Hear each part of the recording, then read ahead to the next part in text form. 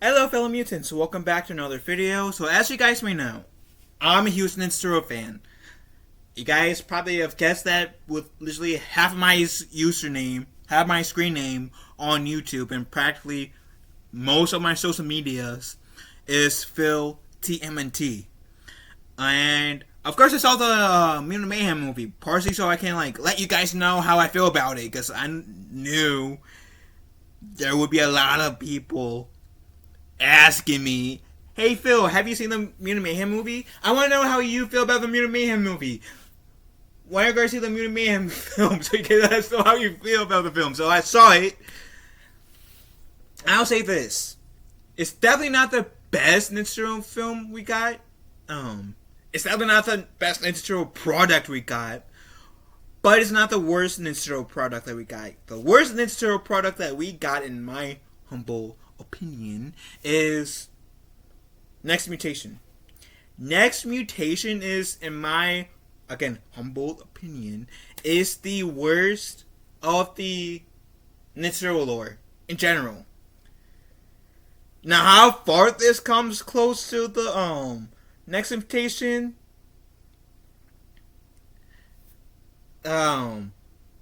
is may differ with different Ninja Turtle fans across the board, but in my opinion, this Mutant Mayhem was a fun kids movie, but as a Ninja Turtle film, it wasn't the best. It was not anything too worth. It's not really anything worth bragging about. I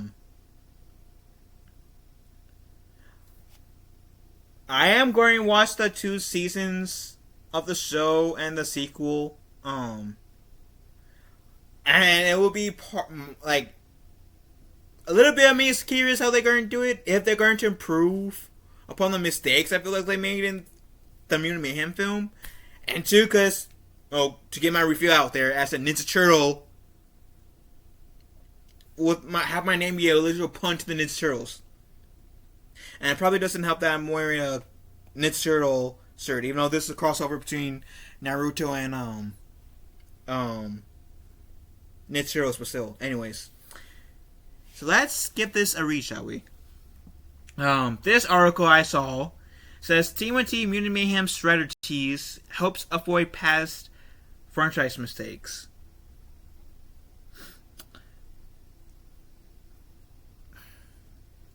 What does it mean by past franchise mistakes? Let's get into the mix. If it will let me. Is my laptop really frozen right now? I think my laptop's frozen right now, so be a Okay, I'm back. Let's get into this. Teenage Mutant Ninja Turtles Mutant Mayhem teased the rise of Shredder in the mid-credit scene. And the villain's introduction helps avoid past franchise mistakes. I'll have to say, that will be a pretty cool Ninja Turtle name. Movie name. Teenage Mutant Ninja Turtles Rise of Shredder. Or Rise of the Shredder. Whichever, with or without the Teenage Mutant Ninja Turtles Rise of Shredder would make a pretty cool name. I'm not gonna lie. Anyways, regardless if the movie is horseshit. But anyways, the animated film, which boasts a spectacular voice cast, pitted the Teenage Mutant Ninja Turtles against Superfly. Mutant Mayhem's post-credit scene revealed that Cynthia Utram and TCRI weren't quite done with their nefarious scheming. Superfly had been removed as a threat, but Cynthia was already 10 steps ahead in her plans to find and use the Teenage Mutant Ninja Turtles. Enter the Shredder, the Turtles' most famous enemy. But unlike previous entries in the TMNT franchise, Mutant Mayhem is a step ahead of when it comes to the villain. Shredder may have just been a tease of what's to come, but his arrival is a big deal for various reasons. But it creates potential for the Mutant Mayhem sequel. Shredder was created by Kevin Eastman and Peter Laird, and made his first appearance in 1984. Teenage Mutant Ninja Turtles issue number 1. The Shredder, otherwise known as Oroku Saki, is the leader of the Foot Clan, a criminal organization and tends to have a personal history with Splinter. Yeah, because it's either like Splinter was a pet rat and Oroku Saki somehow like kills Splinter's master, which is Hamachi, or Master Splinter was Hamachi, and something happened between him and Oroku Saki. Bad blood. Splinter goes to New York. Regardless, Splinter goes to New York, whether it's a human or a pet rat. He finds 4 baby turtles in this green ooze.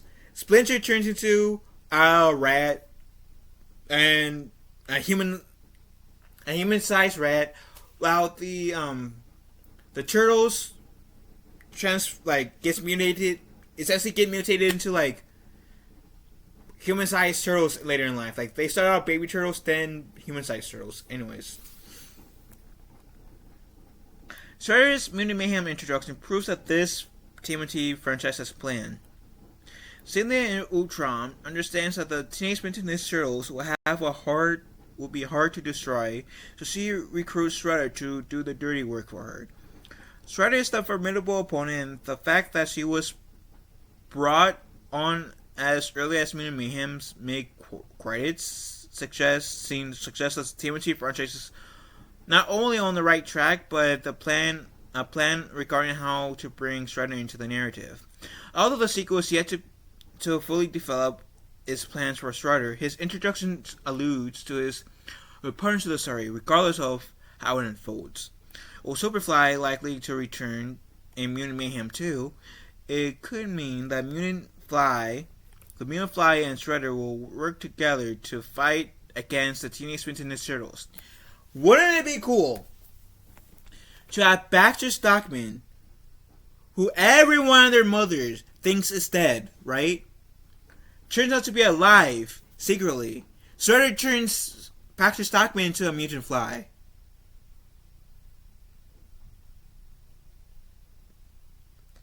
So would it feel somewhat repetitive? Because in Mutant Mayhem, we just saw Fly, sure. But would it be a nice callback to like the 80s show? Or even the 2012 show? Or even some like first ones in the comics? Sure. And I do hope the Mutant Mayhem 2 is better than this film, because Mutant Mayhem wasn't, like I said, nothing to brag about as an Ninja Turtles fan perspective. Waiting to introduce Shredder in the mid-credit scene means the filmmakers are saving the best for something big, leaving room to establish the Teenage Mutant Ninja Turtles first as characters before having them face off with such a high-profile villain. And I would say this, I will actually compliment Mutant Mayhem for a bit, because I feel like in every movie that we got, like, I'm going clump the 90s trilogy as one, and the Michael Bay Turtles as one, like the 2 films as one. Whether it's the 90s trilogy, the Michael Bay trilogy, the Turtles Forever, the Batman vs. the Ninja Turtles, they all pretty much introduced the Shredder early. And even the 2007 Ninja Turtle film, in their like prelude, right? In a way, they mentioned the Shredder, introduced the Shredder, saying, yeah, the Turtles fought the Shredder, they defeated the Shredder, now we're moving on. Even though the Shredder wasn't, like, the villain in the 2007 Turtles film, but they, like, the Shredders were, like, the Turtles fighting the Shredder was just already established, Shredder's already dead at this point. It's a tragedy that the 2007 movie did not have a sequel. Because I heard that it was going to be a trilogy. It's criminal how that didn't get turn into a trilogy. Because I think it had good legs. But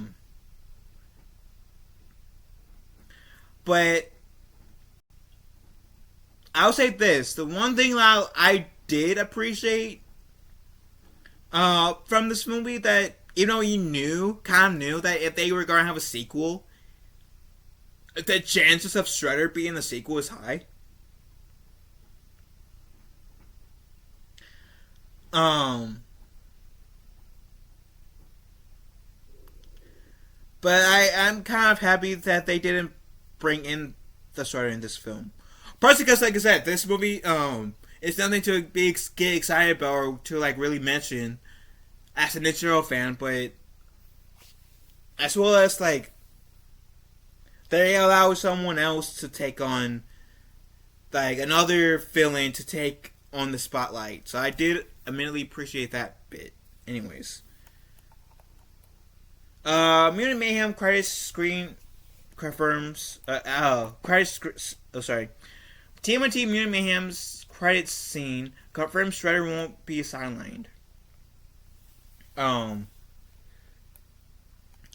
Not only does Shredder introduction scene confirm that Teenage Mutant Ninja Turtles Mutant Mayhem franchise has a clear narrative direction, it's revealed that the Shredder won't be sidelined as a character, rather the antagonist that will be front and center. This is the most obvious considering Cynthia Utrom and the CCRI technically work in the shadows in past franchise films, namely 2014's TMNT live action Teenage Mutant Ninja Turtles. Shredder was the leader of the Foot Clan, but his adopted son Eric Sachs did most of the character's bidding, stealing some of the spotlight from the Shredder. In the film sequel, 2016 sequel, Shredder is basically used to introduce Krang, an alien villain from TMNT history, whose eventual arrival is also hinted in Mutant Mayhem. Which, I would say this too. If Cynthia, does not have, alien, brain-looking alien in her stomach area, and the body that we saw in the Mutant Mayhem film doesn't pan out to being a android body, I'll be somewhat disappointed. Because her last name is Utrom. And those of you who are, knows extensive, what the Ninja Turtles history is extensively like I do, will know what I mean. Anyways. With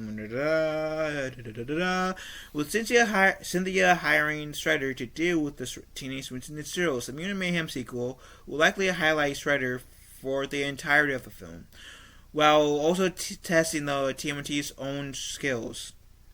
Shredder would have been introduced in the mid-credits scene if he wasn't going to be integral to the plot of the animated sequel, which stands to be even better than the first film because of Shredder's involvement. Which I hope, like I said, as a Ninja Turtle film, I hope the sequel is 10 times better than this film, because Mutant Mayhem, like I said, it's nothing to brag about. So, nothing will please me more than to go into the sequel of Mutant Mayhem. Whatever they decide to name that film, the sequel to this film, nothing will please me more of having that sequel being the best Ninja Turtle film since the 07 film. And I'll be the first one to praise it. Anyways, why Mutant Mayhem's Shredder scene is so exciting for TMNT 2. Shredder's appearance in Teenage Mutant Ninja Turtles Mutant Mayhem scene is exciting because it ramps up the tension in the story. For those who already know Shredder, it builds anticipation for what will come next. And even if those who doesn't know Shredder is one of the TMNT's greatest villains, the way the film reveals him suggests he's someone to keep an eye out for in the sequel. There's an air of mystery surrounding Shredder here, and his arrival could provide information regarding why he decides to accept Cynthia Utrom's call. A part of excitement also involves Shredder's history. Considering Splinter's backstory was altered in Mutant Mayhem, it's possible Shredder's past will also undergo some potential change. It will be thrilling to see what filmmakers come up with. Shredder is an iconic villain and a major threat to the Turtles. The film's mid-credit scene certainly set him up as such. leaving no doubt that the mutants teens will be battling an opponent who is so far superior to Superfly and who surpasses their own martial arts skills and experiences. Yeah, because unlike the Turtles and Splinter, I'm pretty sure the Shredder didn't learn karate and ninjutsu from watching television, and I hope they don't make him that way. Anyways, to be sure, Shredder's arrival posed an accelerating challenge for the Teenage Mutant Ninja Turtles. Either way, Shredder's main credits scene ensures audiences will return for the sequel. I would say, I am interested in how they're going to bring the Shredder. I do hope that they won't, shit on his character, because, like they said, Shredder's debatably the most challenging foe the Turtles has to face. And they will, do themselves more of disservice than they did in this film to squander the potential of the Shredder. And like they said in this article, they did, for those of you who hasn't seen the movie, they did change the Turtles' origins again. There is no Master Yoshi in this universe, much like the Michael Bay Turtles film. But I'd say, as critical as me and some fans are of the Michael Bay Turtles films, sure, it was dumb that the Turtles and Splinter were essentially lab rats, no pun intended to Splinter, of April's father and the Shredder's adopted son. But, at least, I can say this. I'll compliment the Bay Turtles for a second. I was a bigger fan of the Splinter learning how to learn the art of the ninja from reading a freaking book, rather than having to go out watching television just to learn karate. Learning from the book, it may be cringy, sure, but I feel like that's more of an acceptable way to learn karate than watching TV. Especially if you're not going to bring in Master Yoshi into the mix. So I do hope that in Mutant Mayhem 2 they do honor the lore of the Turtles a bit more, better. I do hope that when, because it's obvious that Shredder's going to be in the sequel, right? It would be disappointing if they butcher Shredder's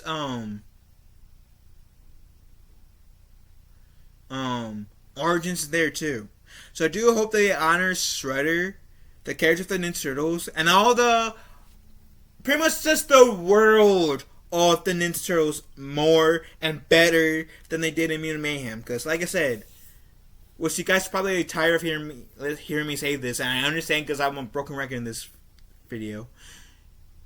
Mutant Mayhem, as a Ninja Turtle perspective, was nothing to brag about. As a casual viewer, it was entertaining, but as a Ninja Turtle fan, it was nothing to brag about. And it's honestly kind of disappointing. But, like I said, I would love nothing more than to have a new Ninja Turtle film say, you know what, I really love this movie. There's no complaints. This film comes, at the very least, very, very close to the 90s film. Trilogy, I should say. And the 07 film. But the last movie I can say that came close to the original trilogy and the 07 movie was Batman vs. the Ninja Turtles. And that wasn't even a pure Ninja Turtle film. That was a Ninja Turtle Batman hybrid. But, what do you guys think about this article? Let me know in the comment section down below. Love you guys. Have a wonderful day. Be kind to one another. I will talk to you, fellow mutants, later. And have a wonderful day. Love you all.